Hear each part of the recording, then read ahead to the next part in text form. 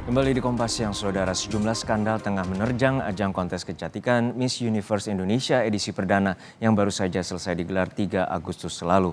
Buntut dugaan pelecehan yang dialami para finalis dan CEO serta sejumlah direktur organisasi ini mengundurkan diri. Baru pertama digelar, ajang kontes kecantikan Miss Universe Indonesia diterpa skandal.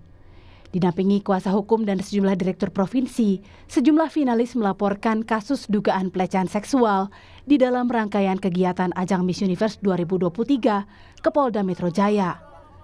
Mereka melaporkan organisasi penyelenggara Miss Universe Indonesia, PT Capella Swastika. Tanpa pemberitahuan, para finalis tiba-tiba dipaksa melepas busana untuk pemeriksaan tubuh atau body checking dan didokumentasikan. Saat itu, bahkan ada sejumlah pria di dalam ruangan. Rundown agenda keseluruhan tidak ada menyebutkan sama sekali adanya namanya body checking.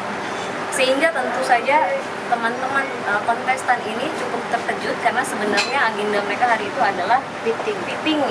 Nah, ternyata ada body checking yang dilakukan secara sembrono, ya, melanggar hak-hak pribadi, private, dilakukan di sebuah ballroom. Mungkin teman-teman bisa bayangkan ballroom itu terbuka, di mana ballroom yang kita ketahui ada CCTV dari segala sudut dan hanya disekat seada-adanya, disekat dengan banner, disekat dengan gantungan baju, di mana teman-teman sampaikan ke saya, ketika dilakukan itu tidak hanya mereka sendiri, kadang ada yang digabung dengan kontestan yang lain.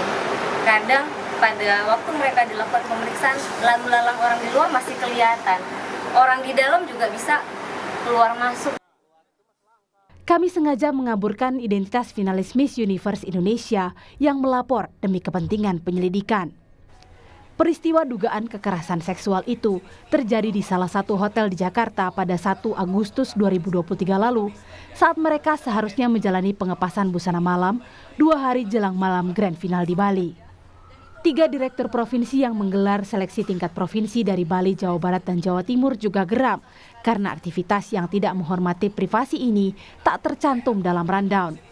Karena takut memengaruhi penilaian, para finalis terpaksa mematuhi perintah yang tak lazim dan disertai kekerasan verbal itu. Saya hanya disuruh fitting untuk evening gown saja. Nah, saat saya masuk, tiba-tiba saya disuruh untuk membuka semua underwear saya kecuali underwear bagian bawah saya. Dan di sana saya langsung menutup bagian buah dada saya. Lalu saya dibentak dan dimarahi kalau saya tuh sangat tidak bangga dengan tubuh saya sendiri. Gimana kalau nanti saya dikirim ke kompetisi internasional yang pasti akan dilihat telanjang oleh semua banyak orang. Lalu saya di situ merasa agak tertekan, tapi saya juga tidak bisa berbuat apa-apa karena takut sebagai itu salah satu penilaian. Dan di situ hanya ditutup oleh sekat kayu saja, dan itu terbuka, banyak orang bisa lalu lalang, dan di situ juga ada pria juga. Jadi ada beberapa wanita dan beberapa pria juga, jadi benar-benar ramai dan saya sendiri. Sekitar 3 orang cowok dan juga kurang lebih 5 orang perempuan. Tapi yang bikin saya resah adalah bukan karena sebenarnya body checkingnya, tapi lebih ke karena rame-rame. Dan di situ waktu saya masuk itu masih ada finalis yang kondisinya sedang telanjang.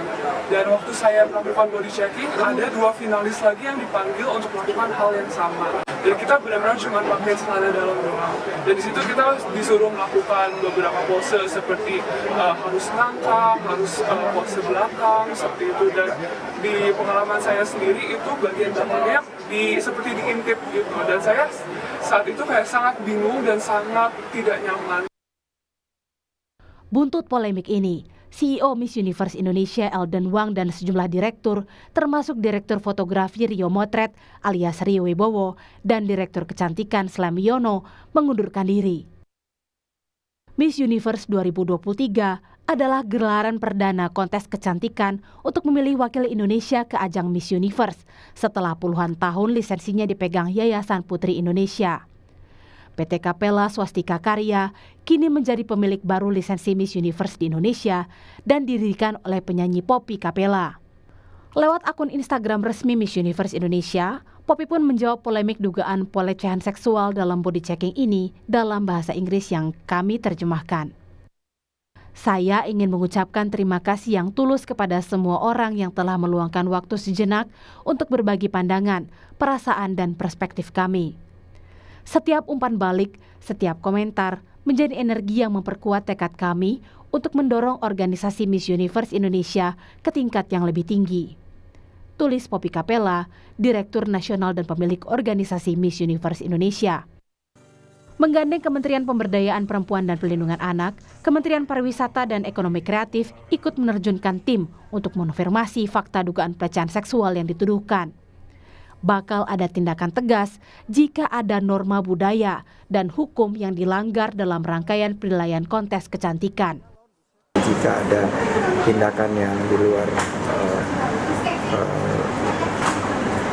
adat dan budaya kita maupun apalagi kalau melanggar hukum pasti akan ditindak secara tegas. Selain itu, ajang ini juga menuai sejumlah kritik. Ada perubahan mendadak soal aturan tinggi badan minimum setelah pemenang terpilih yang dinilai janggal oleh banyak pihak. Tim Liputan, Kompas TV.